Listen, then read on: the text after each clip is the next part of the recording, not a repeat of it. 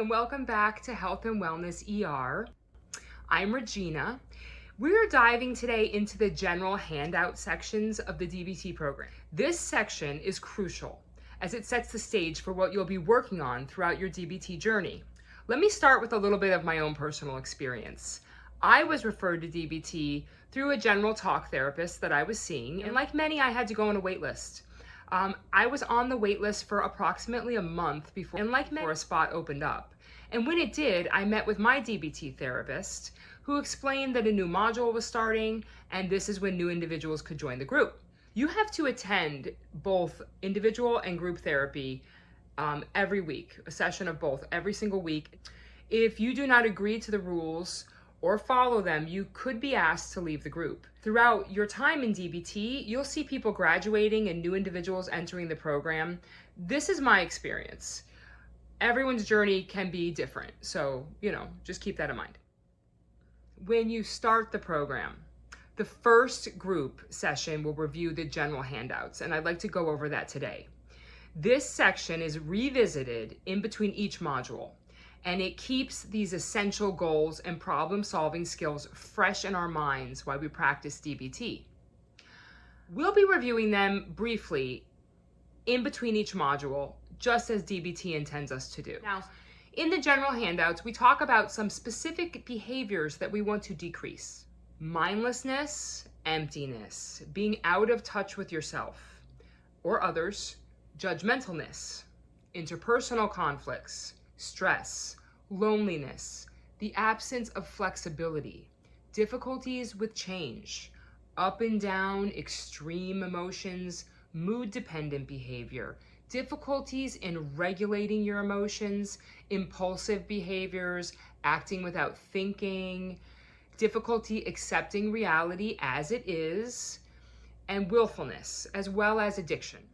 If any of this resonates with you, then you're in the right place. But I do want to tell you, DBT is a doing therapy. You have to show up and do the work and build the skills every day. Now, let's talk about the skills that we want to increase, right, through the practice of DBT.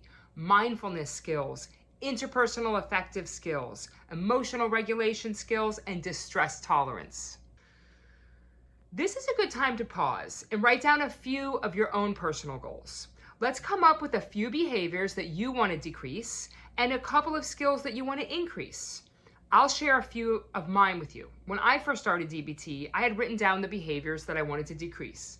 Those were procrastination, willfulness, and my own extreme emotions. Now, the skills that I wanted to increase were mindfulness, emotional regulation, and taking action. Okay, next we're going to talk about problems.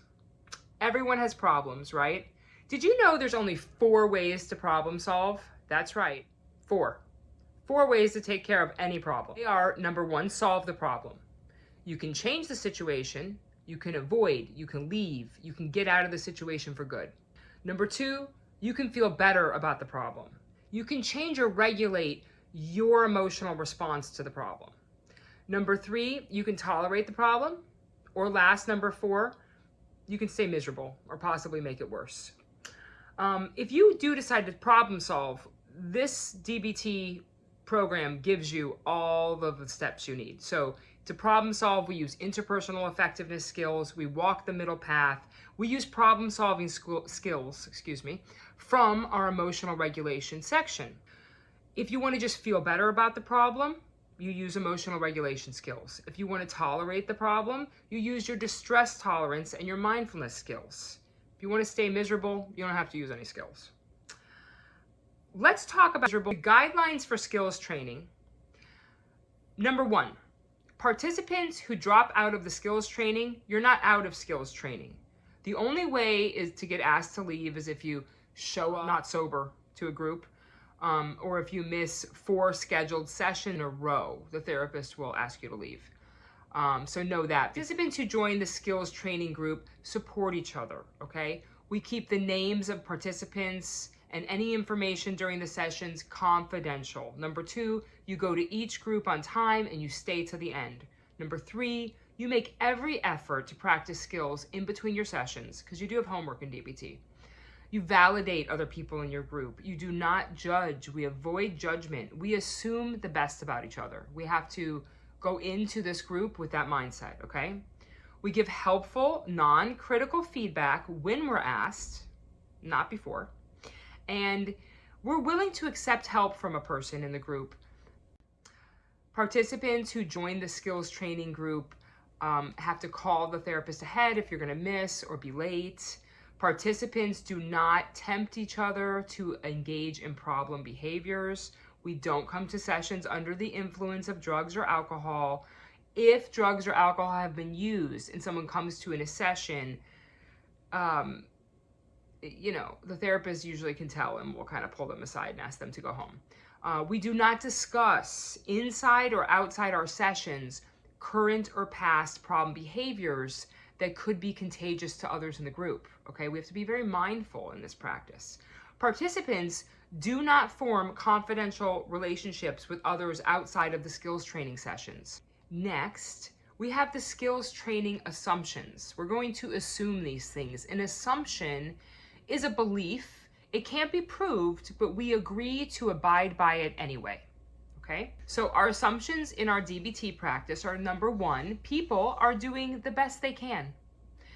All people at any given point in time are doing the best that they can do. Number two, people want to improve. The common characteristic of all people is that they want to improve their lives and be happy. Number three, people need to do better. They need to try harder and they need to be motivated to change. The fact that people are doing the best that they can and they want to do even better does not mean these things are enough to solve a problem. Number four, people have not caused all of their own problems, but they do have to solve them anyway, right? People have to change their own behavioral responses and alter their environment for their life to change. And five, a new behavior has to be learned in all of its relevant contexts. New behavioral skills have to be practiced in situations not just where the skill is learned, but in your everyday life. Number six, all behaviors, all actions, all thoughts, and all emotions are caused. There is always a cause or a set of actions, thoughts, and emotions, even if we don't know what the causes are.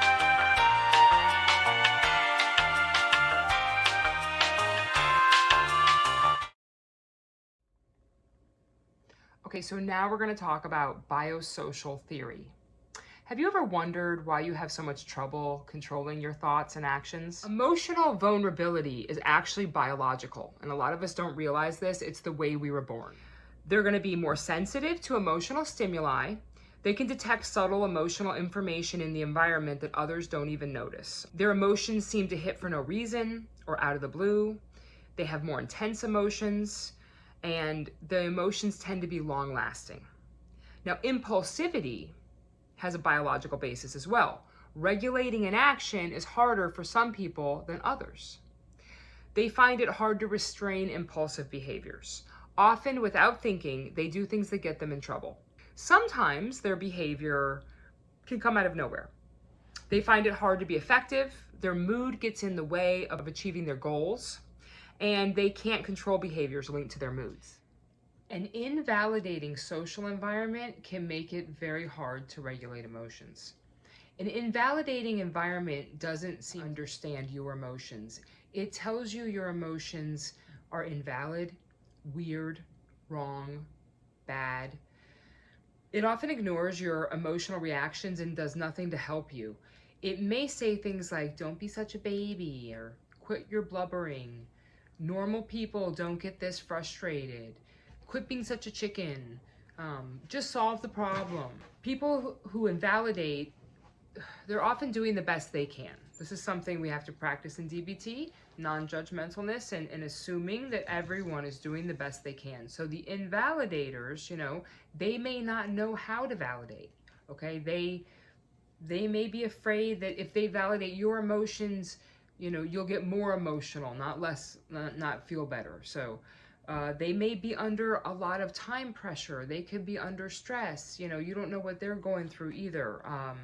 They may have too few resources themselves or too few skills as themselves. There may just be a poor fit between your social environment and you as well. You may be a tulip in a rose garden. You may need to find the tulips. Ineffective social environment is a big problem when you want to learn how to regulate emotions and actions. Your environment may reinforce out of control emotions and actions. When you get out of control, it will be hard for you to get in control, right? If others command you to change but don't coach you on how to do this, it's going to be hard for you to, keep on trying to change, right? Thanks for joining me on part 1 of the comprehensive overview of the DBT skills. Remember that it's all about practicing these skills and making the commitment. It's the commitment to change, right? Stay tuned for the next video. It's going to be part 2. It's going to go over a chain analysis. I think it's going to be very helpful. And then we're going to start diving into mindfulness after that.